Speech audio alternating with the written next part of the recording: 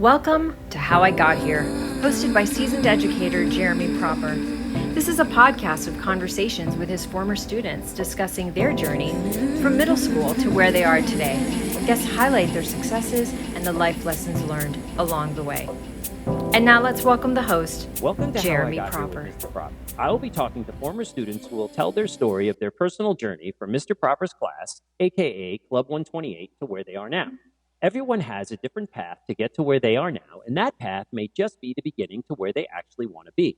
In these podcasts, I hope to tap into the journeys that my former students have taken, for them to share their experiences with my current students, and for that matter, anyone else who is interested in seeing how hard work in and out of the classroom actually pays off. Let's welcome today's guest, Jordan Haber. Hey, Jordan, how you doing? How's it going? Wonderful. It's great to see you. So what I'd like you to do is take a few minutes to briefly introduce yourself. Please include, when you left the Don and where you went to high school, then college, post-college, and what you are currently doing now. So my name is Jordan Haber. I'm in law school up at Cardozo Law in New York City. I believe I left the Don in 2014, I would say. Does that sound about right? Yeah, that sounds right. So about 10 years ago. So my claim to fame, or my 15 seconds of fame, you could say, is legally getting into the NBA draft. Unbelievable. Can you just jump right in head first and explain as briefly or as succinctly as you can that process? Because I know there's probably 100 boys going, wait, what? How do I do that? So I read the collective bargaining agreement of the NBA. If you don't know what that means, because it's middle school, a lot of paperwork. And I researched a lot of paperwork. And I went in, I submitted some very boring emails and kind of was like, hey, did you read my email? A few times over, submitted more boring paperwork. And then I'm technically a part of Victor Wembanyama and Scoot Henderson's and Brandon Miller's NBA draft class. Wow. That is on record for actually happening. And then who gave you every jersey under the sun? Like, I saw that and I'm going, jackpot. So long story short, from there, I posted a TikTok and like 3.6 million views. Wow. But the views, one thing, like when you're in this space and when you meet a lot of people, is views don't necessarily matter to like impact. So that like at 100, 200, 300,000 views around that area, KTLA, LA's like big news source, hits me up and they're like, hey, we'd love to run your story. From there was a licensing contract. So then that news station had a lot of news stations under its belt, the Next Star stations. So a lot of like your Channel 5, the local news you watch with your mom and dad. And then from there, they started running that story, but then all the different stations in the country were able to run that story because they had the rights to use my video. And from there, WPBF 25 picked it up, and WPBF 25 is part of the ABC channel of networks. So then after ABC picked it up, Good Morning America picked it up, and they ran an interview segment, a remote. So then they ran on Good Morning America, and then I was on Fox Business, Fox and Friends, Inside Edition, Amazon Live's Prime TV show, and a lot of other like Newsmax, News Nation, a lot of live TV, a lot of news coverage, a lot of stations and everything. And this was basically all in a very short period of time. Within about a month of everything. Wow. And there was, obviously you see a lot of, if you watch the news recordings, I look happy and healthy and I look great. There was no sleep, 6 days, like very little sleep, 3 hours a day. I lost a lot of weight. I was in shape to run a triathlon, and that has not happened. Still trying to get back in shape because obviously law school impacts a lot of that. And yeah, as much as it looks fun and great and all that, there is a lot of work that goes into these things. And I know, Mr. Proper, you remember this, back even when I was in your class, I was doing a lot of like random Instagram accounts. Oh yeah, you were on the cutting edge of this stuff. Like, I was like, what is this kid doing? Like, I knew Instagram, but I had no idea what you were doing. You were really ahead of the time and ahead of the I remember the thing that taught me, I'm actually happy somebody would know this. The thing that kind of taught me it would all work out in this direction. And for anybody who doesn't know, this is back in the time when like David Dobrik and Logan Paul were popping off, and like Jake Paul and Team 10 were like the thing. Huge. Yeah. Like we'd walk around your class and be like people were like this was at the start of everything, like David Dobrik times. So then I was in Mr. Stansel's class, and he was the first place where like I tried video editing on my own. Right. But we learned iMovie in Mr. Stansel's Yes, he class, had the and technology. he was a technology teacher, and I was the seventh grader in the eighth grade class for some reason. They were like, Oh, it wasn't that I was smart, it was that there were no spots for me in the class, and they just put a random kid in that because I also wanted to take basketball and PE with Coach Pokla. yep. So I got stuck in the eighth grade class in seventh grade. So I learned how to use Photoshop Nice. for Stansel's class, and I ended up doing a lot of sports edits. Right. And back in Don Estridge, I ended up getting my Eden Hazard. He's a Chelsea player. I ended up getting a picture that I edited of him posted on the World Cup's Instagram account. Oh my, that's awesome. I don't know if you know about this. I think this is while I was in your class, and I was think like, so. oh, It sounds familiar. I remember something happened that you were like all of a sudden Insta fame, and everyone was like, "Oh my god, did you see this?" And I'm like, "See what?" I'm like, "Oh my, how did this kid do this?" yeah. And then I got a picture posted on FIFA. Oh my And god. the one thing about me is that I never was doing things consistently. So like while I was in your class, I used to stream on Twitch with a webcam and a Twitch. DS. Woof. Yep. This was like when Twitch wasn't a thing. Amazon had not bought it yet. Right. And I was streaming to 25 people, which at that time was like the top of the Huge. platform. Huge. That was the top of the platform with Justin Galen over a phone into a microphone through an internal computer microphone. And we used to stream Pokemon X and Y. There's a And name, Justin Galen. All right, give Yep. the shout out. yeah, and then everybody looked at me and was like, Jordan, well, I didn't really have many friends back like in Don Estridge because whatever. And they're like, what are you doing? And I'm like, trust me, Yeah, this this is not that cool. This is not that cool. And I was going to playing Yu-Gi-Oh! And everyone was like, why do you like Yu-Gi-Oh? And I was like, do you like Beyblade? And they're like, why do you like Beyblade? And the funny thing now is all that stuff is cool. Oh yeah, when you were Like, doing it, it was like no. it's like, Jordan, why do you like basketball and also play Pokemon after Right. you do that? And now every sixth grader is like, I love Pokemon. It's cool. And I'm like, damn, I guess it was just a very interesting shift, I guess you probably see in your classes as well. Well, it's funny you say that because Pokemon ebbed and flowed. When I first started in South Miami Middle School back in 1998, because I'm old, that Pokemon was huge, and to the adults, they saw it as gambling. So they told us we needed to take the cards away. I don't know if you remember this, but I still have cards that I took away from kids in class from South Miami. My ultimate Pokemon story, I don't know if you remember this one, was, long story short, I went home to visit my parents. I had to go to the grocery store, and I went and bought, like, they had Pokemon cards in like a 50 cent. You put the money in, it gives you cardboard, you open it up, and you see which card you got. Well, me being me, I got a Japanese holographic Charizard card for 50 cents, which at one point I think was worth over like $5,000. And I had no idea what it was. So I threw it in my pocket because I thought it was counterfeit. I brought it to school a couple of months later, and my Pokemon kids are like, I said, hey, Pokemon, it would have been you. Jordan, come here, look at this. And I'm like, what is this? And you immediately offer me $5. I'm like, $5? I paid 50 cents. And the other Pokemon kid goes, what is it? I'm like, I don't know, come up here. And he was like, how did you get a Japanese holographic Charizard card? This is like the most rare of the rare card. I go, I bought it in a machine for 50 cents. And it was like, that was my introduction to this Pokemon world that I didn't realize how huge it was. And then it ebbs and flows. So then, a decade later, all of a sudden, your group came in and it became popular again. So it's just interesting to see. But this is what people do. And it's wild how at one point in time, you're the nerd for doing it, and now it's cool. It's very strange how it changes. Yeah. And I know we were going to get onto like success quote stuff, but just like keep going. A lot of your interest, if you're in middle school now, probably seem very weird to a lot of people.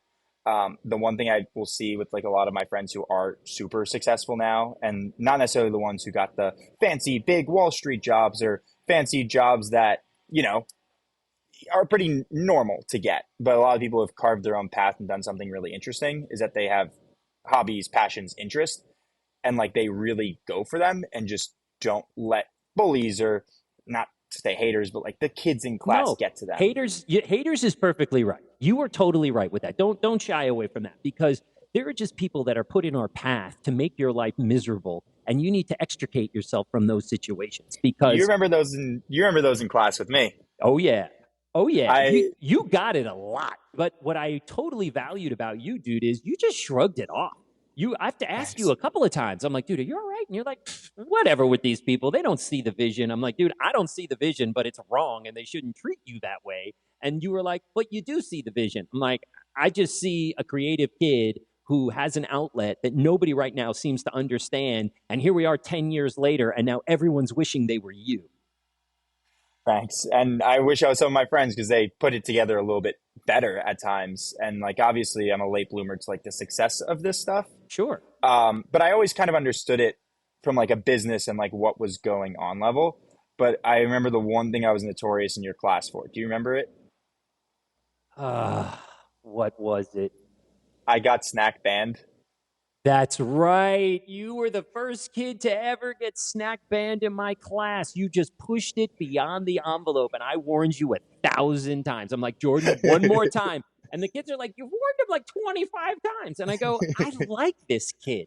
Like, you weren't the typical kid that drove me nuts. You were the kid who was like, I'm going to go about it in such a way where he's going to like me and he's going to laugh about it. And eventually he will probably ban it, but not right now. And then one day I was I like, I brought down the hammer. I had lunch. Was you teach eighth grade? Yeah, it was eighth Yeah, grade. eighth grade. We had assigned seats back in the cafeteria, Yep. and I think Mrs. Miller was our eighth grade principal at the time. Yep. She's still there. She was the one who always would have Jordan custom high heels. Yes. Nope. Um, She's a principal somewhere else. She's not there anymore. oh wow. Yeah. But Everybody moves on at the so Don. I had well, in the nicest way possible. I didn't have many friends back in middle school at the time because, especially because like Don Eschers was a magnet program, and then a lot of my friends were like from basketball and like rec league stuff. So then I didn't have any friends at my lunch table because it was all the kids that were in your class, that were Right. in my PE class that weren't nice to me. Right. So I would eat my lunch um, in your class Right. because the kids that sat next to me, a few of the girls were very mean and very rude and looking back, probably doing drugs. Oh, lovely. Yeah, looking back, I'm like, oh, that's what they were doing. And then I would eat it in your class so I wouldn't get my food stolen during like actual cafeteria Okay, time. this is They'd a be like, what are decade you eating? later.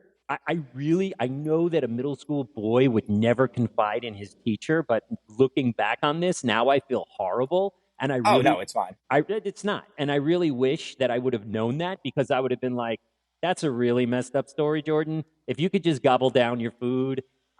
To be honest, as my perspective, I just thought you were trying to be a total pain and get Oh, no. attention. And I didn't realize that there was an underlining problem. And I'm sorry, and I will apologize to you Oh, right you're now good. because I had no clue. And I really wish I did because those type of things I would never put up with. I would have been like, But dude, if you need to eat my lunch, you got 5 minutes, scarf it down, and we'll be good. Yeah. I thought you were literally, like I said earlier, just trying to push the envelope to see how far can I piss off this teacher. No, but there are always like aspects. The thing with me is that is always like I know how to push an envelope to an extent, Oh, but like yeah. it'll always be respectful. Right. Like even like going on national news, and we spoke about this before the podcast. It was like don't say certain things publicly. Right. Like when you're on the biggest stages in everything, The world. like where I'm on, yeah, literally the world. I was on Fox and Friends, and the person going after me was Mayor Suarez from Yes, Miami, like from the mayor of Miami. Miami. Right. I'm sitting on the news calling my friends nicknames that they didn't actually have just to get to them. Right. And they're like, dude, we just watched your interview. My mom's now asking me why you call me that. And I'm like, it's not actually like, it was just funny. Yeah. And they're like, do you not take national news serious? I'm like, Seriously? it's serious, but like, it's more fun to do dumb stuff with my friends than like try to get more popularity. It's Right. like, And meanwhile, people have no idea what it is you're doing. And now they're like, what is this? Is this like a secret code? What is he trying to tell his friends? Like people are you're saying things and people don't get it. And your friends are like, he would rather give me a shout out on national news than boost his own popularity and move into this sphere of insano, like million followers. yeah. But that's just who you are. You're just a funny kid and you just like to do these things and that's okay. And there's nothing wrong with it. And it just shows your genuine way of being. It just shows who you are and that you're not in this space just to become famous so you can drive a Lamborghini and whatever. I mean, you're going to law school to learn the insides of this business. Yes, you want to be a part of it, but in a much, much different way than what a lot of other people are used to. And that's what's incredible. That's what makes you such a Thanks. genuine person and a likable person, because you're not just social climbing. You're not just social media climbing. You're not stepping over people to get to the dream. You're doing it if there is a right way, Jordan Haber is the right way. And I really wish people would follow you, because you're doing it correctly. You're not just trying to, say, okay, I'm going to pad my bank account because, like you said, when I run out of insurance at 26, now what? And Yeah. The thing that I think a lot of people, we spoke about before the podcast about this, is like a lot of people see millions of followers and think a lot of money.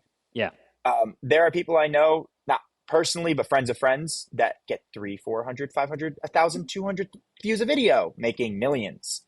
And there are people I personally know getting 1,000 views a video, making hundreds of thousands, and a full-time job and a house and everything. And I know people getting millions and millions and millions of views who the kids in your class probably watch, and they're like some of my best friends, don't have a lot of money, right. and like they have a lot of fame and they do a lot of really cool stuff, but Okay, it's just I not want to stable. I want to dive deeper into that.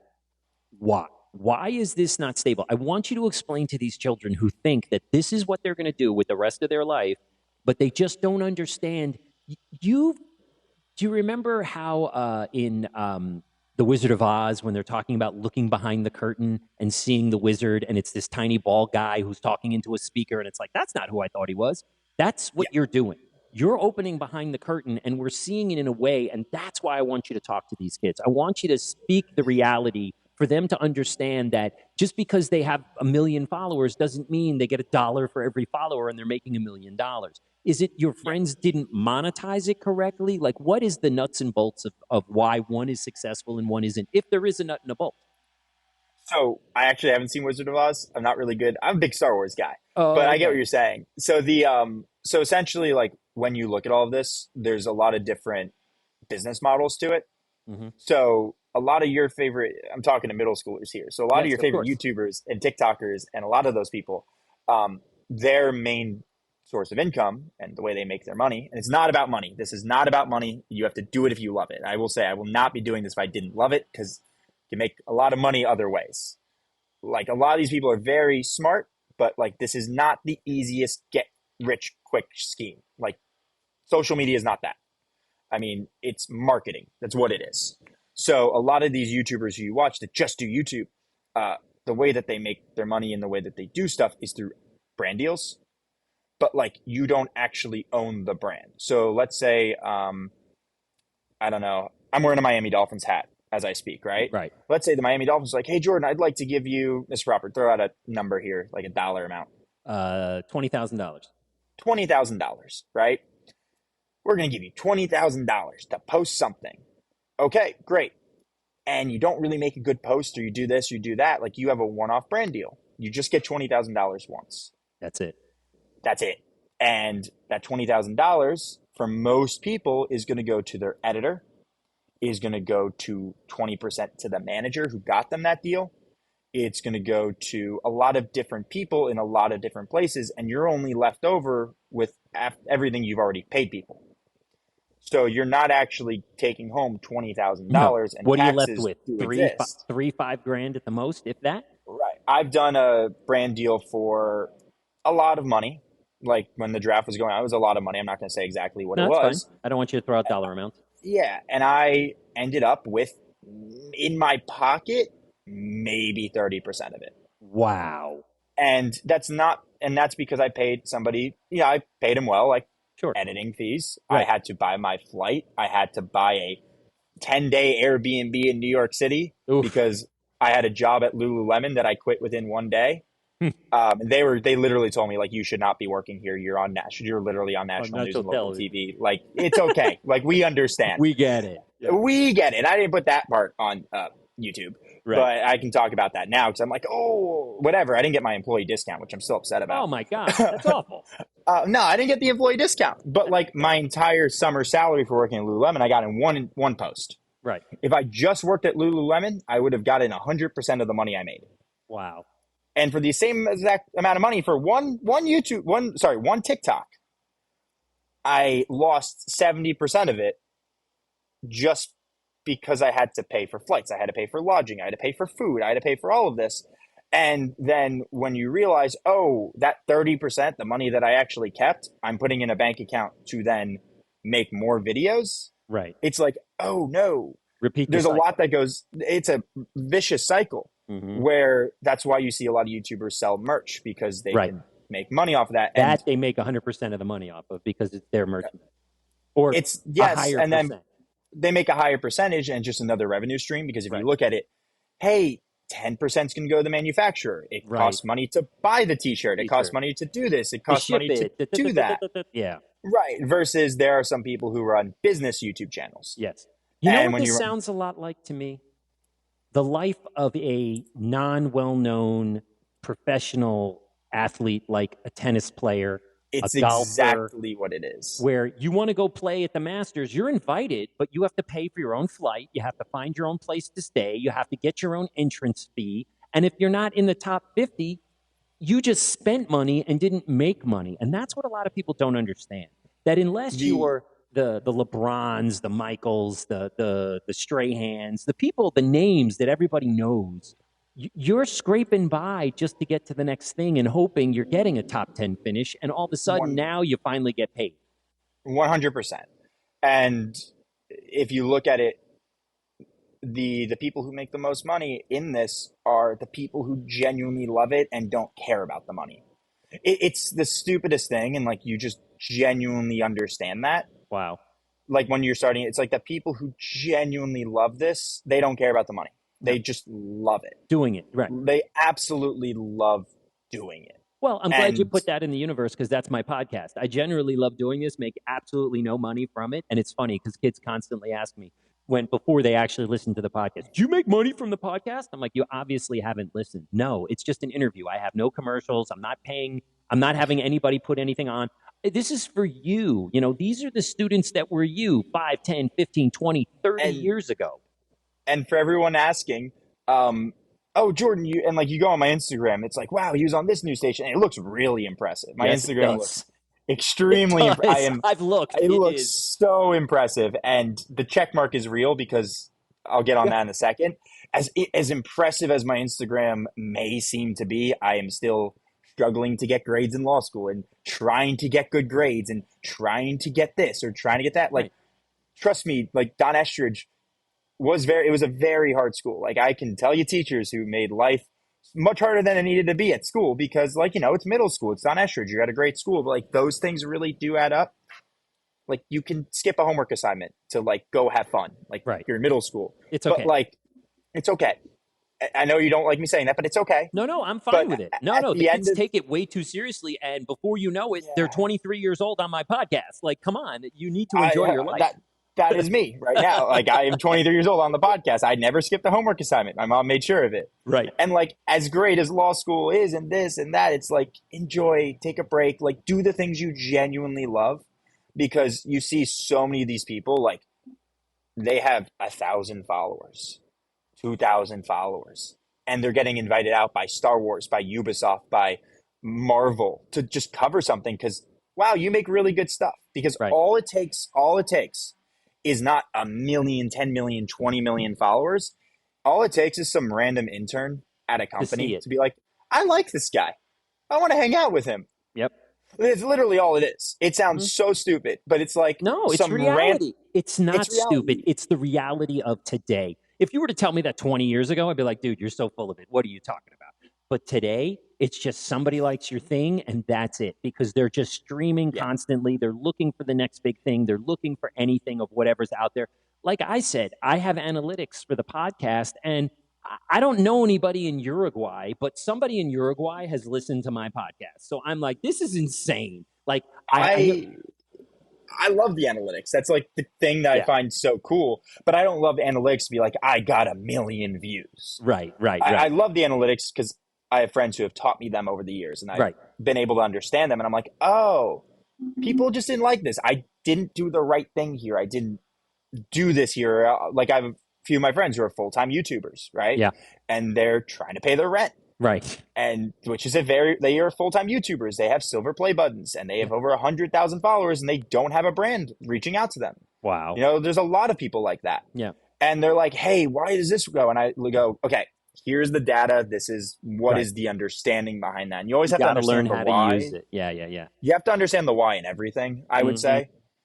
But yeah, there are people that I know with gold play buttons, silver play buttons that are like, how do I pay rent? How do I pay my editor? How do I pay my videographer? Wow. Versus like, if you're just like a kid in middle school, high school that just really loves it and learns how to do everything themselves, you're in a much better Their position. position, right? Because you don't have to outsource it and pay people. It's funny you say that because my dog has a pretty decent Instagram because people love dogs, they just whatever. And we go on a summer vacation and they love to see what Abby's up to and whatnot. And I remember all of a sudden I started getting these offers, and people are like, "Oh, I'd like to partner with you," blah blah blah. But everything was, "We'll give it to you at 50% off, 60% off," and I'm like, "I have to buy your stuff to partner with you." So finally, I didn't know what to do because this was all new to me. So I found one of the people who manages their dog's account, and they blew up big time. They're in England, and I wrote her a letter, and I was like, "Hey, I'm sorry, I'm Abby's dad, and I get all these ridiculous requests for all this crazy stuff, and I don't understand this world." And she's like, "Look, it's going to happen all the time. Once you're over a certain amount, and once they see that you're really producing things that people are looking at and like and commenting and all that stuff, they're going to offer you these things, but you have to do something that you like. Like, don't just partner with someone because they're giving you something." And she's like, "If they're not going to give it to you either free or ridiculously low cost, there's no reason to do it because they're the ones making money. You're just getting something at Yeah. 50% off." And I was like, "That's really good advice. Thank you for explaining it to me because I don't know what I'm doing in this space. I don't understand." I think the craziest story I have is from like 2 months ago, Copa America. And do you Yeah. remember in my class? This was Oh, when yeah. soccer was not Which, popular. but I you raised my loved it. hand. You loved it. Everyone, I remember, I'm not going to say the kids' names, but then they'd be like, Mr. Proper, let's talk about hockey because you're a big Devils fan and Panthers fan and everything. Yes. And I'd be like, Yes. can we talk about soccer and how it's about to be popular? And everyone's like, stop talking about soccer. Right. And I Um, was like, no, let's talk about it. It's another sport. We need to know this is your thing. Let's give it a whirl. But yeah, people were yeah, not into it back then.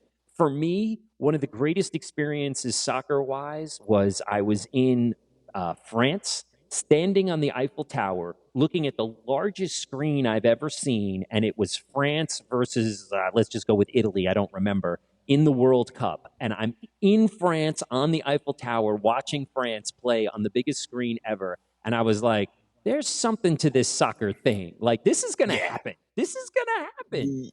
I was I was getting home from my internship, where I'm doing a lot of brand deals and cutting them, and just like building them out as an intern for a lawyer. And then I'm looking at Argentina versus Chile tickets to go N- see Copa America at MetLife nice. Stadium. Oh, They boy. were a lot of money, Oh, yeah. not money I had in my bank account, No, and no, also no. not like I would have done it because I love it, and Yeah. I was like, screw it. I would pay for those. Right. Like to me, it's like, okay, I love It's this. like the It's worth Stanley it to Cup final or me. the Super Bowl. You're going to go see it. Why Yeah. not? And I was like, the problem is my friends were not going to care to Oh, pay for it. And right. also they were like, no. Too And I'm much. like, okay, yeah. Well, it's just too much for anybody. Right. And then I'm sitting there being like, okay, close my laptop. I wake up the next morning and I get an email. Want to Hey, go? want to go? And I'm like, why? I didn't say that, but I was like, sure. Can No, you pay me? in your head, you're going, why? To them, Yeah, you're like, sure. in my head, I'm going, why? And What do you want from me? I'm like, what do you want? And they're like, nothing. And I'm like, huh? And what you realize, it was for a really big brand, and I'm not going to Mm. say the brand, Hmm. and you realize that they just needed somebody to go because they needed someone to post at that game a picture of the game to then put on their social media That's it. because they just needed somebody. They So just they'd needed pay, somebody to go so they'd to pay like two hold up the product. grand to send the product and the person because that's how much money they have. To them, it's nothing. To you, it's like two Yeah, grand to go see a hockey game. Oh my god! I didn't get paid. I didn't get Right, paid for it. right, But I was like, can you guys pay me? And they're like, no. And I was like, and I looked at it, I was like, okay, I really want to go to these games. right. They're giving me free tickets. They're giving me free tickets for, I don't know how many of my friends. Whoa! I'm going to So it invite the wasn't just guy. you; it was like entourage. No, so there was like, we're going to give you a ticket for you and a friends. And I'm like, How many? okay, what's the catch? And then long story short, they're like, here's 4 tickets and a gift card Oh for my god! dinner. And I'm like, and I'm sitting here being like, what's the catch? Like Right. the entire time I'm like, what is going on? Right. No such thing as And a free lunch. no such thing as a free lunch. There's never such thing as a free lunch. But what I realized is that in a lot of these brands finding, I've just like met a lot of people through Yeah. going through events. And I paid a good amount of money to go see Messi's debut in Miami Nice. by myself because I was like, I'm just going to go. And it wasn't Right. that crazy expensive. It was the price of a Dolphins game or a Heat game. Right, Just right. that it was Inter Miami and the tickets were literally $10 the day beforehand Right. that I was trying to get with my dad. But then at that event, I go to events in New York, a lot of soccer creators actually follow me. Really?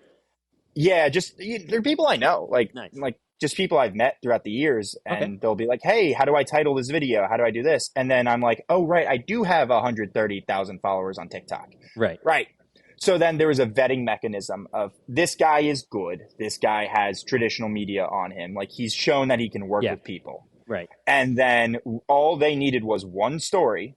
They didn't care what it was. They just needed a story to then post. So they had things to make it look like more people were there. They just needed content. It's called what it's called is user generated content. Okay. And I was like, sick. They didn't post my thing. No, they didn't post what I made because Simone Biles was in the Olympics. Oh, and that's I was why. like, next. Yeah, that makes a lot of sense. Okay. They just had tickets they needed to give away. Right. Next news cycle. Right. Oh, and God. Hey, you still got to go to the game. And I was in like a 2-second slide. I was in a slideshow for half a second. But what that teaches you is if you put yourself out there, and I'm not saying social media, I'm saying like just put yourself out there. Yeah. Yeah. Like you can get incredible experiences just doing something you loved. Right. And we were actually sitting in the box, not in the box, but like in the section, like in the stadium. We were in the lower bowl in the section, and there were a lot of people there, and everyone around us had a corporate card. Like you just realized, and I was like, our company just flew us out. Like we did a really good job at our work today. Like we really love work. We're having a good time. We're treating our employees. Right.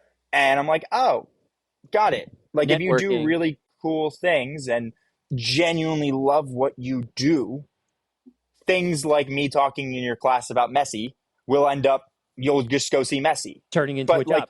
I tell the kids that all the time. I said, look, find your passion, and now is the time to get into it. Now is the time to learn. Now is the time to cut your teeth, to make your podcast. And yeah, maybe they're not that good, but that's okay. Like everything else, you don't get up your first at bat at Yankee Stadium and hit a grand slam. It doesn't happen. No. It has, but it doesn't normally happen. So it takes time. But now is the time when you have the time to do it, not going, oh, I'm 23 and I need a career. Maybe I'll try this. What is very scary now is that I have 1,000 followers on YouTube, right? Mm-hmm. But like, I've loved it. I've been doing random things, but I haven't been consistent at one thing. Like I was in your class, I was streaming on Twitch, posting on Instagram, ran in different accounts, but I have a lot of the skill set. The problem is when I do now post anything, the people who are hitting grand slams at Yankee Stadium, at least in my head, are now watching that. Yes. And that's not a fun position to be in because it's like, oh, the guy I used to watch YouTube videos of, like, how to do this thing is now like one of my closest friends I talk to on a daily basis. I'm like, oh, there is no room for messing up anymore. No. Not in a bad way, just like it's so much better when you have that leeway to mess up. Well, because it's not a job. Look. And you don't have expectations. This isn't my job. This is not my job. Not at all. I will say, like, this is not my job. I never want it to be my full-time income. I'd rather make a lot of money and give it to everyone who helps me out and have like an actual career, something outside of just making YouTube videos or making TikToks. Like I'm going to law school. Like I'm fully in law school right now. The old adage is, if you find something you love to do, you'll never work a day in your life. And my dad says. And it's an old adage and it's so true. But at some point in time, it's going to become a job. It's not scary. I would say it's not scary when you're doing it. It's like when there becomes a point that there are expectations on you to do good things because you've done them. You're like, whoa, what do you mean? Right. And you're surrounded by like Hall of Fame athletes or NBA. Like if you're a basketball player and you're 23 and you're like, I like playing basketball, and all your friends are NBA players. It's like, oh, okay, yeah, what's going on? Right. But like when you're in middle school, and I stress is like, learn how to edit, learn how to use a camera. Like you have so much time to just learn how to use a camera. Like it sounds so dumb, but just like the I way say that I it. broke the way I broke into all of this is I was doing TikTok Uh-huh. before I had 80,000 followers on TikTok. Wow. And this is when TikTok was Addison Rae, Charlie D'Amelio times. Right, right, right. And nobody knew what a TikTok was. Right. It was like, what is that thing that you're doing? And I Doing, was right. making Star Wars and And, anime oh my and God. content. Oh my And God. I was talking about Star Wars and Avatar: The Last Airbender. Oh my God. But there's an app called Clubhouse back in the day, if you remember Okay. that. Yeah. For anybody who doesn't know, it's Twitter Spaces stole Clubhouse, Clubhouse. basically. And Twitter Spaces, it was an app of all Twitter Spaces. And it was an invite-only app. And some random person sent me an invite that I have And no you idea took why it. he sent me it. And you And I took was it. like, okay, cool. And I look online, I'm like, oh, there are rooms about things I like talking about. Nice. So I joined it, and there was a bunch of these incredibly talented people who knew nothing about TikTok, which sounds crazy nowadays. Right. And But I it was was in like, its infancy. Nobody knew what was going on. right. And I was like, I'll teach you about TikTok. Can you teach me about the other stuff I don't know? And I had an Right. adjacent skill that was still important to them because no one knew what a short form video was. No, not back And then. now it's right. Now it's like, oh, you're fully in law school, but you like the same thing that we do, but Right. you've been taught by smart people. It's the fact that you just need a skill set that other people just don't have. Wow. And they'll teach you and you teach them and you're just friends. Versus So- if everyone's trying to make the basketball team, Right. you're not going to make the basketball team. But if there's like No. 3 kids trying out for the swim team and one of the 3 kids is one of the best swimmers, you're going to learn more. Exactly. So, how did all this come to being? Like, was there a time when learning for this, like, how did you get interested in this? How did learning this become your passion? Was it just because of your found interest and then all of a sudden this new technology was there? Like, where did you get this profound just idea that this is what I want to do? How old were you? Do you remember? I was definitely like in your class and everything, like around those times. At that time? Not like I want to be an influencer, but in the sense of this is extremely, like, I don't want to be an influencer. Like I love making videos, right? Making like, content, right. Yeah, content, something like that. But I think it became like, and it's like a really weird way to put it, like didn't have a lot of friends and I Right. didn't have a lot of the same interest as a lot of the people in school. So I was like, damn, I really like Pokemon. Like I really love That was your thing. Pokemon. You did. Yeah. Yeah. I I loved remember it. It showing was- you the cards in class that I have in my desk drawer because I knew you would appreciate it. And you were just like, where did you get these from? These cards are older than I am. I'm like, they're a lot older than you are. And you're Yeah. just like, but you don't like this. I go, just because you don't like something doesn't mean you don't have it. And you were just you couldn't understand why a grown teacher had Pokemon cards in their desk. And basically it was for kids like yourself.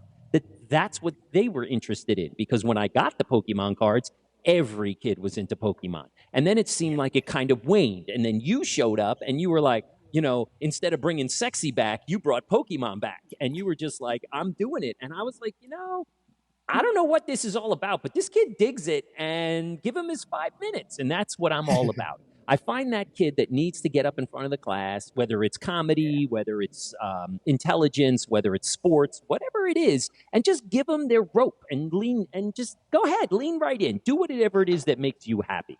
And so it was awesome. you know, and that's it. So like for education, you always were a really smart kid. But was there that light bulb moment for you where all of a sudden you went, you know what? I like school and I'm pretty smart and I want to put this together. Do you remember a moment that happened in your life for that? I'm not sure the moment, but I was going to get back on like the Pokemon thing that I brought up. Yeah, but go it right was ahead. the fact that nobody liked Pokemon except for Right. like one of my friends in school, that kid Justin, Yes. where I was like, I want more friends who like Pokemon. So I stole my sister's, stole is a light word. I borrowed it with never returning it. Without asking. Yes. her laptop, because she had a better laptop than I did.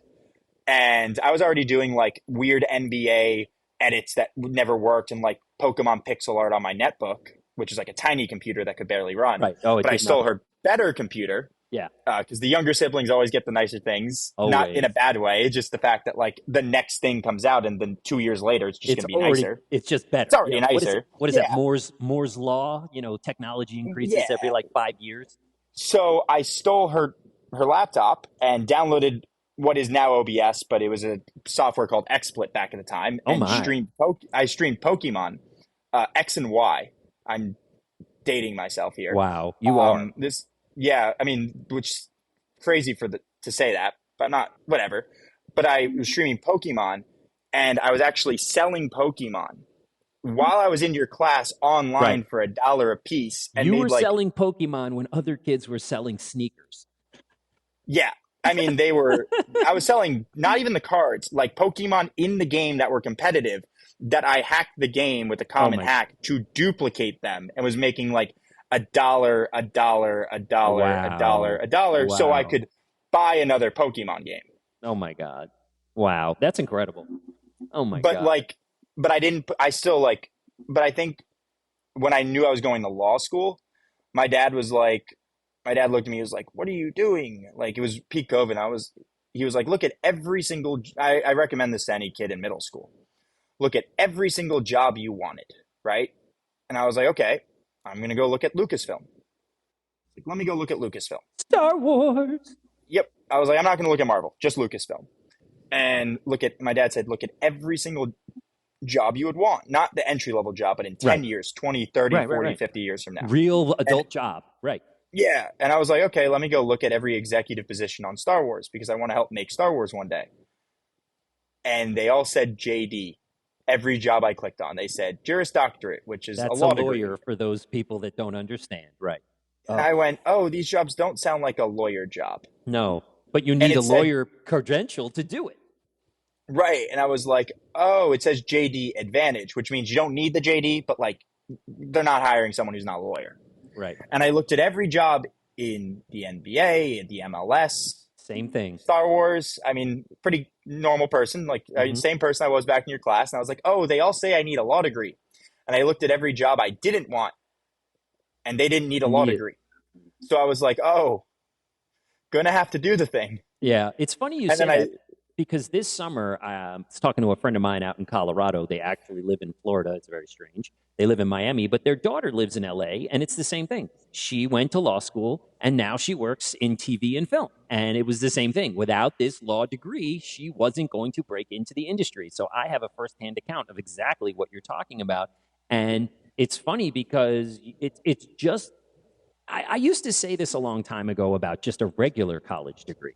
You just needed a regular college degree to get the job that you want.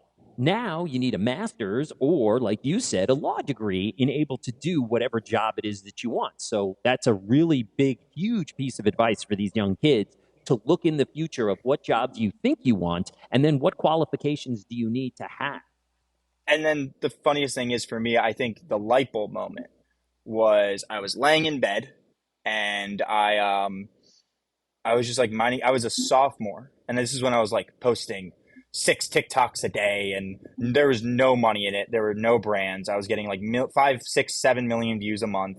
Wow. There was no money. I was making enough to buy a really terrible camera and half a drone. Oh my God. Like there was no money in TikTok. If I was getting those views now, I'd be making a full-time living. Oh my God, for sure. Like just because they changed the monetization strategy on it. But I loved it. I was talking about anime and Avatar: The Last Airbender and the things my friends still did not want to talk about, but they put up with me with it. And here's the positive. Your friends didn't, but your followers loved it. And that's what you need to find is the niche. The followers became my friends. Oh, like true. I was genuinely meeting other people like-minded and was reconnecting with people who I played basketball with when I was a kid, and we just didn't realize we liked the same things when we were kids because it was because they were too embarrassed to talk about it. But then I had a friend, and I kind of knew I was going to go to law school, and I had a friend send me a contract. He's like, "You're smart," and I'm like, "I am not." And he's like, "Can you read this?" And I went, "Yes." This is not legal advice. I'm an idiot. Right. And then I was like, I think this is a problem. And we sent it to another one of our friends. And then who's a full-time YouTuber. And he's like, this is a problem. Oh my. You should not do this. Don't sign this paper. And he's like, don't sign this paper. And I'm like, I don't know, but I would not sign this paper. Exactly. And he was like, and he was hiring me to do this, right? He was like, he gave me the job offer. Sorry, bad way to tell a story. He gave me the job offer that he was working. And like, I was like, I'm not going to sign the paper for myself. No. Because what the contract said, they were trying to hire me to scriptwrite because it was just They wanted to hire me to script write because it was for a top 10 channel or a power ranking channel of Oh, okay. is Anakin stronger than Luke? Is Oh, Ahsoka stronger than Darth Vader? right, right, right. Like one of those types of channels. And I Sure. was like, and they in the contract it said anything I make while employed by them, they can then use.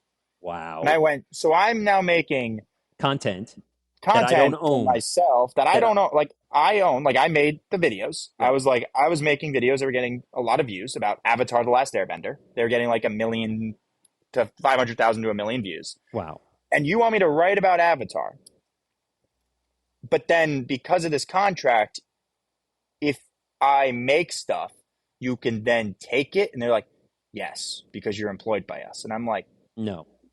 no, no, no, no. Like No, no. I'm My not content working is for my you. content. I'm not making content that I derive to give to you so you could make who knows unheralded amount of money off of. Right. And they were going to pay me like $50 a video, which at Oh, that time, I'm a sophomore in college. Like $50 is yeah. a lot of money. You Money. know, like Right. $50 is like Right. a few nights out. And I'm Right. like, I'm going to not sign this. Yeah, yeah. This is going to pigeonhole me for a long time.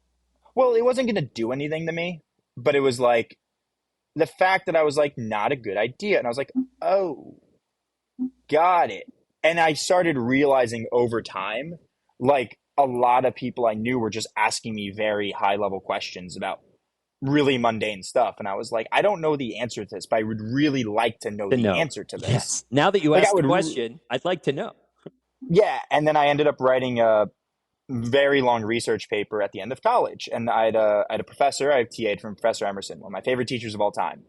He had no idea what I was talking about, but he was interested. He was like, Yeah. this kid knows something. I Yeah. don't know what he's talking about. Right, right. It's And I was interesting, like, but I'm not sure. and I got a B plus in his class by the skin of my teeth. Nice. And I TA'd for him.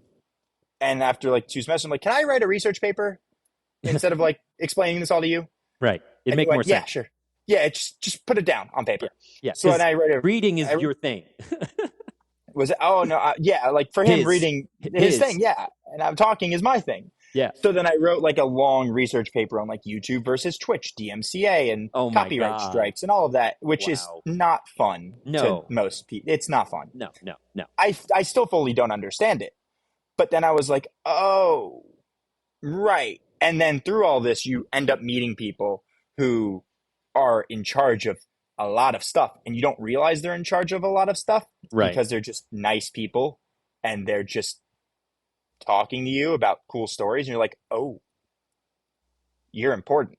Right.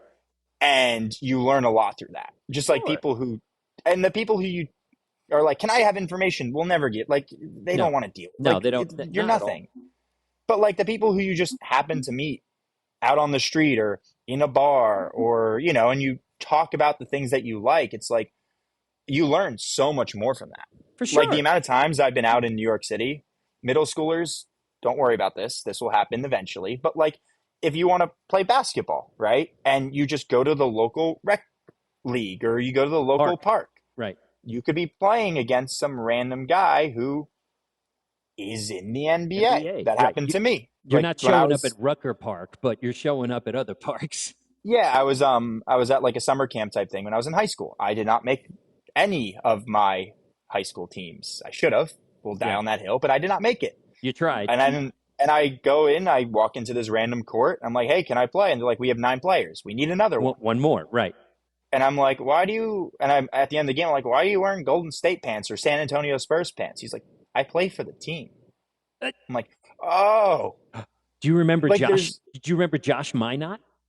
He played in rec. I'm not friends with him, but he played in West Boca basketball. He He's plays the for nicest Minnesota. kid. He plays for Minnesota now. And yeah, like he's the nicest guy. Like Yeah. when we were kids growing up, I Yeah. don't know him personally, Yeah, yeah, yeah. but like all like, if anything, it's like for like the middle school stuff, it's like stick to what you love. See, that's what I want to get back to because you were talking about going back in time. What advice would you tell your 8th grade self? You kind of talked about it, about finding your niche and finding things that you like, but what could you go back and tell 8th grade Jordan that either will help him in the future or make life a little easier because you were having some tumultuous times? You know, you didn't have the friend group that you wanted because of your interests, and obviously that didn't Yeah. matter because of what you're doing right now. But if you could go back and tell eighth grade Jordan something to keep his head up so he wasn't so down, what would you tell him? It would, as simple as it, just keep going. Like, it's what I have to tell myself a lot. Like, as cool as this sounds, and I'm, you know, like, I'm still like trying to figure it out. And as cool as the accolades look in a follower or this or that, like, it doesn't mean much. Like, 1 million followers versus that 100 followers versus this, like, the public presence isn't, I don't have much of it, but you look at some people I know with millions and they still have normal everyday struggles. Right. Like, the stuff I talk to that my friends are full-time YouTubers is not YouTube. We talk about girls. We talk about like Everything else, relationship life. advice. They're I think that friends. I They're think the friends of yours. So last you're talking about real friend stuff, not just, oh, I need more information. right. It's not like, hey, can we talk about the latest YouTube video? Like, yeah, sure, that's what we bond over, and that's like our immediate circle back because that's the thing that we both enjoy. But like, Right. most of the time, we're just talking about like Life.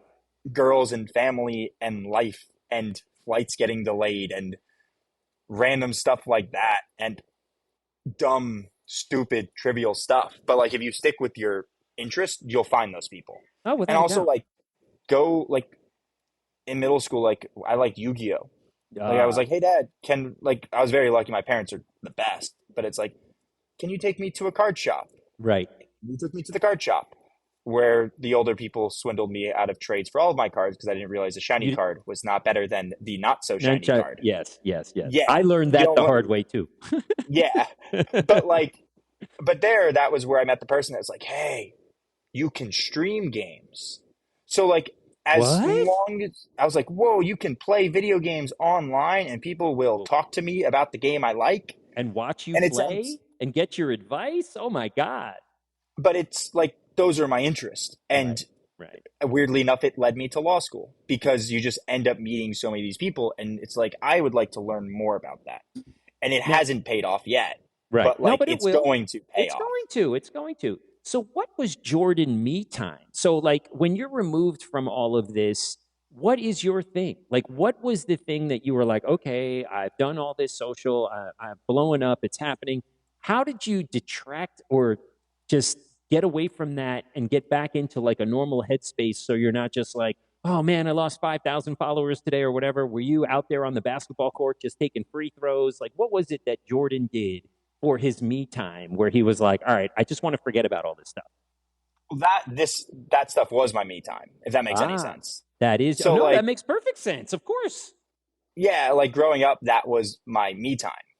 And I think like after the NBA draft happened, it's like, oh, this can't be my me time anymore. Right.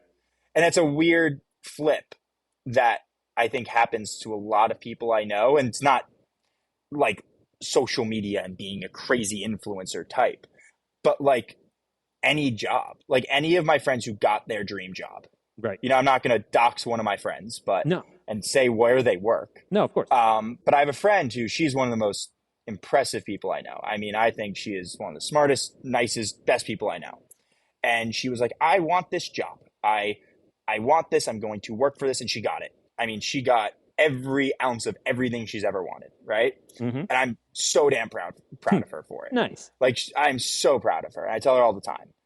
And she's like, oh, what do I do? Like, I have it. I have the job I wanted. Like, I'm doing exactly what I've grown up and wanting to do. Like, she's Now hanging out what? with professional What? athletes, Right, celebrities, right, her childhood idols right, every day for work. right, Like, she's getting paid to do this. And right, she's like, I'm tired.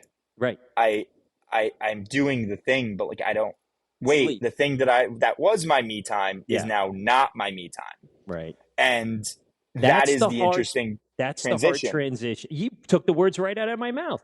That's the hard transition, is turning a love of something you just love to do into a career and a job. And you have to be ready for that because it's really difficult. It's really hard to do something full time as a job when it was like, oh, that was my side hustle. That was my childhood dream. That was something I wanted. And what is that old adage? Be careful what you wish for. You might just Yeah. get it. Yeah. And I am around a lot of people who and not even just in every space, that got what they wished for. Wow. Like, I'm very, like, my friends are just some of the most incredible people, like, genuinely. But like, that happens a lot where it's like they got what they wished for and Right. they're doing the thing. Like, and I'm so proud of them for doing the thing. But definitely for me, it's like I watched Casey Neistat vlogs growing up, and I'm like, I want to live in New York City Yep. and live in New York and do the New York thing. And now I'm in Thing. New York. I'm like, oh, Yeah. wait, I don't Mm-hmm. leave my apartment. Mm-hmm. I'm working all the time, like I can't school afford wise, like anything. law school. Yeah. And I'm like, oh, I did get the Bright Futures. I did get the Florida prepaid type stuff. And I'm like, oh, wait. That doesn't work in New York. Yeah. And well, it allowed me to do New York. And I was lucky to get a really Oh, nice scholarship for my oh, school. nice.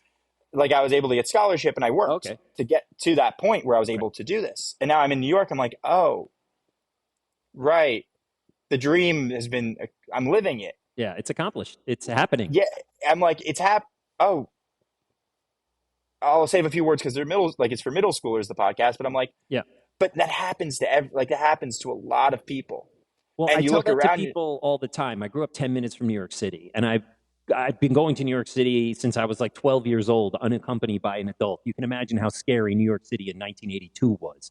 But yeah, anyway, like for me, people are like, you never wanted to live in New York? I go, no, I love New Jersey because New York was 5 miles away. I could go there anytime I wanted. And then I went back to New Jersey and I could afford to live there. I could afford to do what I wanted to do. New York City to me was kind of like Fantasyland, where you just went and oh did yeah, whatever it was you could.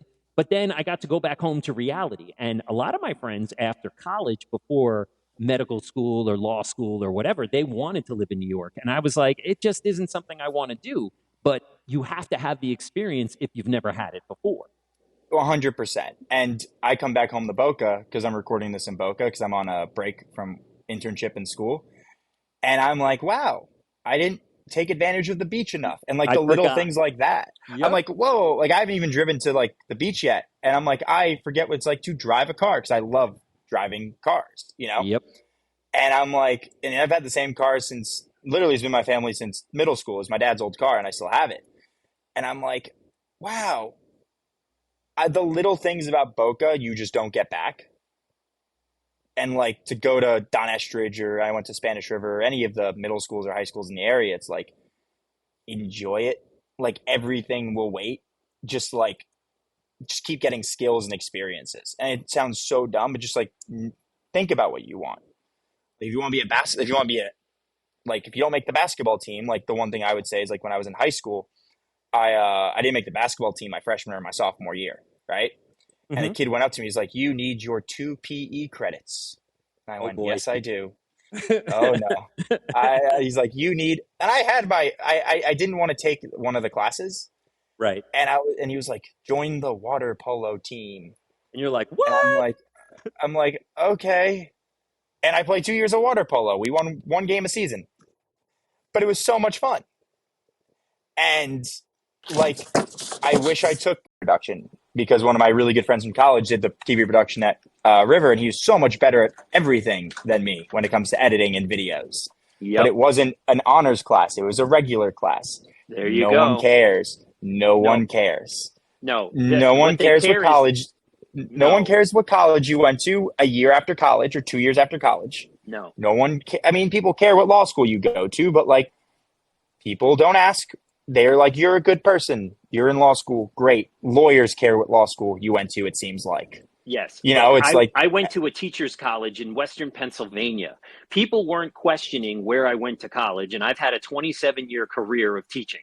So it's can you earn that degree? Can you get that piece of paper? Can you prove to people that you have the stick-to-itiveness to be able to finish something? That's what they want to know. Now, I mean, don't get me It's wrong, sticking it Harvard, out. Yale, MIT, that's helpful and prestigious in its own way. But for the rest of us that didn't get to go there, it's okay. Just be a hard worker and show you can do the job. Yeah, I'm not the kid who's going to go to Harvard. Never was, never will be. Like I went to Harvard once, and they politely asked me to leave. Yeah, I didn't get into a lot of schools. You know, that's okay. And then the next thing you know is I'm on national news, and the school's like, "Hey, you're on our wait list. You're on our wait list. Would you like?" I'm like, "No." And the school I was going to was like, "Hey, why are you on the news?" And I'm like, "Hey, I'm going to go on this and this." And they're like, "Okay, Why? Are you still coming here?" And I'm like, "Yeah." I signed up. Like I'm coming. I'll be Yeah. there. Like, can you do me a favor? Right. Did I get my dorm? Because I need an apartment hunt. I need a place to live. Like, I'm going in between news, and I'm like, I need a place to live. Like, do you have my apartment? Like, am I confirmed? And they're Right. like, wait, you're still coming here? And I'm like, yeah, like, yeah, like I am. But Yeah. like these things is the stuff you don't see publicly, and it's so dumb to say, but like just keep going. I think Right. consistency is key, and that's the one thing I do need to work on is consistency We all need with that, dude. anything. It's not just Yeah, you. with anything. And also like the people who I know that are doing great don't think that they're doing great because they compare themselves to the greatest people in the world. No. And I'm like, hey, a year ago you were not here. And it sounds so dumb, but it's true. You just got to do stuff. And Oh, like, without a doubt. and once you do stuff, the world opens up. Without a doubt. So, is there something after you left Don Estridge, whether it's high school, college, now, that you remember back that Don Estridge taught you to toughen you up or to make you better? Was there something that you learned? Because it always takes a minute for you to appreciate what you had now that it's gone. Like, was there something about Don Estridge you're like, you know what? Without that moment, this might have not happened, or without this happening this way, I might not have gone in this direction. The amount of homework at Don Estridge, and I'm not joking. I will remember I still make this joke to this day. The amount of homework I was getting at Don Estridge was like comparable to law school amount of work now. Like it sounds What? so dumb. Wow. Like I had Incredible. I had a few teachers that like really piled on the homework. Was I one of them? No, it was the Okay. science teachers. It was the science Ah, teachers back in the day yeah. and the math teachers at Don Estridge. Because the thing was, if to like rationalize it, I was taking like some high school classes Right, in right. middle school, Middle school, right. and like there are requirements that the teachers have to hit to give you high school credit. Like I took Spanish, and as much as my dad speaks fluent Spanish and is from Puerto Rico, Yeah. I did not no habla español until until I was 8. But like I remember that Don Estridge workload, Yeah. and I was like, I got to high school, and I was like, whoa, this isn't that bad compared to like Don Estridge.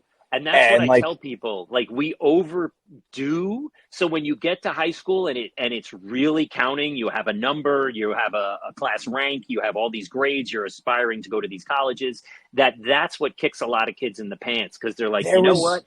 I got away with it, but I can't in high school. I should probably get going. there was more work, there was more homework in, I mean, I was a business major. I was not an engineering major or a science major when I got to college. There was Right. more homework in Don Estridge than there was in my business degree at UF. Oh my God. And I am not joking. But the thing is, Wow. it also teaches you how to prioritize. Yes. Also, when you're in classes from 7 o'clock, because Don Estridge starts at 9 because it's a magnet. Actually, Like when you're at, 9:30. 9:30. yeah, when you're at school from 9:30 to like 4:05. Yeah. 4:05, and you also want to have extracurriculars. College, they just tell you figure it out, make your own schedule. And yeah, there were so many late nights in the library, but also like you can start your day at 2 o'clock if you want. Right, exactly. I tell them that all the time. I love night classes because they were 3 hours one day a week, and the professors didn't want to be there for 3 hours either. Nope. And boom, you take 3 of those, and there you are. So everybody, you have to figure it out. Like you said, that's the hard part is figuring it out. Figure out what works for you. Yeah. And you've always been somehow figuring it out. You went against the curve. You found the things that I don't want to say most people. I just want to say most people in your sphere at the moment weren't into, because there's a billion people around the world that love football, as they call it in Europe, not what we have. And you were in love with soccer. And I remember when I told you, I was like, yeah, man, growing up, they tried to have soccer at the Meadowlands and they had the Cosmos. And we used to go see Pele play. Like I've My seen eyes Pele lit up. play. Yeah, you I were had like, my what? eye. You were Yeah. like, wait, you've seen soccer? And then I'm like, yeah, dude, I've seen it in Europe. And you were like, what? Like, and then everyone is like, you see, that's the thing that I try to do as the teacher. I try to find the kid that has I don't want to say obscure because that's insulting, the different Oh, it's true. the different view of things, and then bring them into the conversation. Because you know what? It's more important that I made the connection with Jordan Haber about what he liked back in 8th grade. And here he is 10 years later on my podcast versus the kid who was like, Jordan, enough with soccer. Jordan, enough with soccer. Like, yeah, you're totally right. The kids would sidetrack me and be like, oh, Mr. Proper, did you see the hockey game last night? And then we talk about hockey for 5 minutes or 10 minutes, or in my case, 20 minutes. It's always, and it sounds really like I see with all my friends, the ones to this day, the ones who are like always gun ho, this, that, whatever, like are getting the fancy jobs, are getting the cool experiences, but also like there's nothing wrong with just like staying back and doing normal stuff. Like they're really like, there's nothing like, I look at some of my friends who are like 9 to 5 in, out, done, like super happy, like really happy. I'm like, damn. That's really awesome. And like, I just know myself that like, I couldn't do an like everyday monotonous thing. And like, you saw that as my teacher, like back in the day, I was always on something else, getting snack bed. Yeah. And like, there's a very different, and you see it right out of college. Like, it's so interesting. Right. Where like, I look at my friends and I'm like, I don't know how you do it.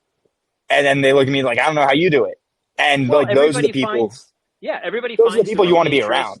Right, exactly. Who are the people that are pushing me harder? Who are the people that are making me better? Who are the people that are showing me something new? And they're not ashamed and they're not afraid and they don't think, oh, I'm going to steal it from them and now all of a sudden I'm going to be better. No, that's what a real friend is. Someone who's helping you when you need it and then you reciprocate when you can.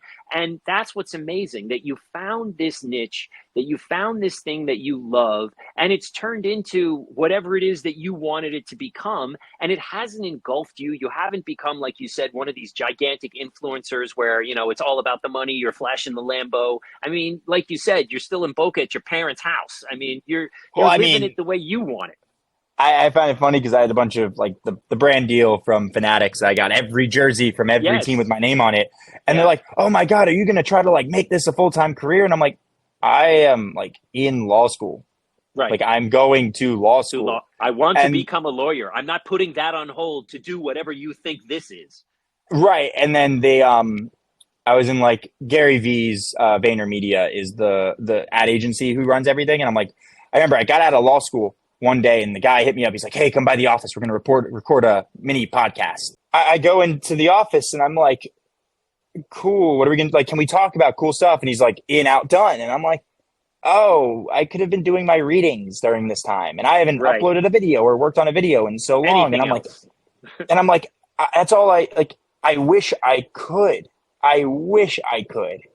Yeah. But it's like, no, it's not that being a lawyer is the coolest, most money-making thing in the world. I just know the education, the opportunities will open because I got a piece of paper. The doors, you said it perfectly. The doors that you want to open will swing wide open because of the JD law. Because you're a lawyer, you're doing the things you wanted. But it goes all the way back to the beginning, dude. You went and looked on movies and saw what everybody had. And then you're like, well, I got to do that too if this is what I wanted to do. And the most impressive thing about the whole thing, Jordan, is you stuck to the plan. You may say there was no plan, but you stuck to the plan. Here you are, you're in law school, you're moving ahead, and then it's going to happen. You just happened upon something in a blip in time that all of a sudden blew up, and once you get everything together, you'll be able to do that again. It's right now, your focus is not on 100% of the TikTok and the Instagram and doing all the social. It's, I need to get my law degree right now. I can work on that stuff later. It's like, oh, making friends in a new city, like getting a support system, like learning where the good restaurants are when I'm down. Like, it's such little things that like a lot of people don't realize. They take but also I think, and I think like a lot of really successful people I know have been doing the same thing over and over and over and over and over again for years on years on years. And I'm like, I don't want to do the same thing. I want to be able to diversify and learn more stuff. And eventually it'll all come together. Right. But that's the one thing I've always appreciated versus a lot of the people who I've seen, like friends in every industry, get so successful so early. They're like, oh, what do I do now? And it's like getting, and I would say to anybody in like middle school, it's like, try everything. And I'm still trying to do everything. Like I'm taking fashion law this year in school because I don't really like fashion, but I like shoes. I like sneakers. Yeah. You know, I love hoodies. I love licensing and IP. And I just know in like 5 years, if I'm an influencer or a brand or a lawyer working for an influencer, I'm going to have to relaunch hoodies someday. I'm going to have to know how they work. How to do it. And that's But the it's thing. You're smart enough to understand you need to diversify yourself and immerse yourself in things you may not be interested in, but things that are going to come up in what you do. That's what just makes you so smart, Jordan, is that you Thank see you. what's going on. You're not just willy-nilly out there trying to throw darts at a dartboard and hope for the bullseye. You're planning all this stuff out. It seems it to me like you have everything methodically planned out. And then what's great is when something new comes up, you're like, well, I can throw that in the plan too. Like you're not discouraged by new things. You're not discouraged by setbacks. And that to me is the most courageous and the most wonderful part about you is that you just, like you said 5 times, you just are not giving up. You're not going to let this beat you down. And you're finding your way, and that's what's going to make you super successful. And it's incredible for you to come on and tell your story, because these kids are now even more you, because before it was just you and 2 other kids. Now it's everyone who thinks, oh, I can be the next Jordan Haber. I can do that. I'm going to go to the NBA draft. I'm going to be an influencer. I mean, blah, you blah, can. blah. You can go to the NBA draft. There's a kid who did it this year, and I was like, yo, you stole my thing. So my idea. I'm like, do you need help? And he was Right. like, yeah. And he just never hit me back up. And I'm like, bro, like, he's like, and he texted, he's like, I didn't get on the news. And I'm like, I could have helped you. Like, You I do that. legitimately could have just text somebody, you know? And it's like, Right. ask for, like, the one thing I've Help. learned is like, ask for help. Like, if someone reaches out an arm, like, I mean, I'm not the best at reaching out to people. Like, it's just because there's so much inundated all the time. But like, if you're Right. trying to do something and someone's done it, ask, like, whatever. But also, like, don't, I think I made the mistake back when years ago, and I was like, shoot, like ask everybody for help. And Right. we were at dinner, this like an influencer like a big YouTuber I like posted, I'm gonna be in New York City, give me bar recommendations, just like give me recommendations for food. And I Right. text him, I put in the little chat box, and I was like, Yeah. hey, there's a bar down in this area, you may like Right. it. And I Right. go with my friends because like I'm there every weekend, like it's a Yeah. good live music band, and I see him there Yeah. It's the spot. with like Yeah. 3 of the other people I watch all the time and look up to. And I looked and I was Oh like, my God. I don't want to say hi. And we're sitting right behind them. But And I'm right, like, right. I don't want to say hi. The people that they're with, they may be really famous in my area, but I've met them at events and they weren't really the nicest. So I'm just going to Nice. not Yeah. say hi right now. And I looked at them, I'm like, I've seen a few of the people that they're with out at bars and they don't say hi to anybody. They're not very outgoing. So I'm just going to not interrupt their dinner right now. I'll meet them eventually. Right. Versus years ago, it would have been like, hi, how are you? I know all this stuff. Can you help me? And I'm like, it's just better to like meet them when someone introduces. When it's appropriate, not just bum rushing somebody at a dinner table. This is why people have bad experiences with athletes. They're out with their families. They just want to eat dinner. And it's like, oh, can I have a picture? Can I have an autograph? And it makes a lot of sense. But people don't know how to deal with famous people. And now with Instagram and all this social, people are really, really famous. So Everybody's in famous. going along, exactly. Everybody's famous to some degree. So as I always end the podcast, my last question is, does Jordan Haber remember who Don Estridge, the person, was? Did not Google this, but wasn't it the personal computer? Yes, he invented the personal computer. Yeah, he invented the personal computer. IBM guy. And Yep. supposedly our Don Estridge building, which is named after him, is where the personal computer was invented. Good. It's a fun fact I throw out when I'm out. They're like, "Oh, where'd you go to middle school?" I'm like, "The PC was invented there." And they're like, "Whoa, you must be super smart." And I'm like, "No, I put in an application, and you knew how to use Word art on Microsoft Word." Exactly. That's what it was people back don't in the day. understand.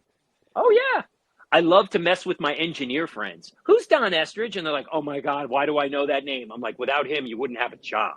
And they're like, and then I tell them and they're like, oh my God, I haven't thought of that in 25 years since college. I'm like, I see it every day on the marquee. I remember when to get into Don Estridge, we sat in a computer lab for an hour and we had to use Microsoft Word and create a poster. Oh, and if you knew how to animate it and like put a word art, you were in. And they were like, you know how to use the bare minimum. And it was pretty funny. Oh, that is hilarious. Oh my God. So it's amazing what has changed criteria wise, because now it's just the right ping pong ball goes into the right slot and Jordan Haber gets to go. It was something like that. But I remember there was like a tryout. Yeah, it's not Bach where you have to be the best trumpet player in Palm Beach County or whatever, or the best dancer. You just come. So, Yeah. Jordan, I just wanted to thank you so much for coming on. I know you're a busy young man and have stuff to do, Thank and you. it's a Saturday. Thank you so much for coming on. And you have enlightened me, which I know will have enlightened my students. You have an in which no one I know understands. And thank you so much for coming on and telling it, because I know this is going to influence.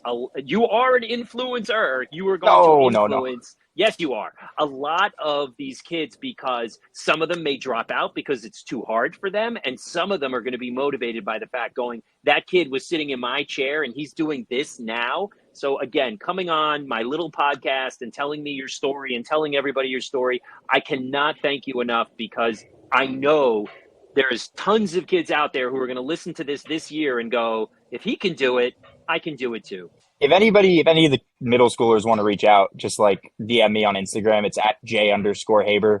Just write Mr. Proper, like as the first thing that you say, because like I can see it easy because I've set up weird like a business account, so not everything goes the right way.